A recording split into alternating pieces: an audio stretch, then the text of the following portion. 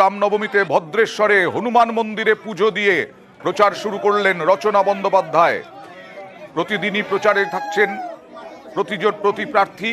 আজকে রামনবমীতে ভদ্রেশ্বরে হনুমান মন্দিরে পুজো দিলেন রচনা বন্দ্যোপাধ্যায়, হুগলির তৃণমূল প্রার্থী।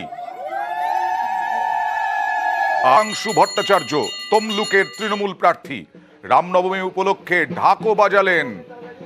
প্রচারে বেরিয়ে পুজো দিলেন, ঢাকও বাজালেন দেবাংশু ভট্টাচার্য।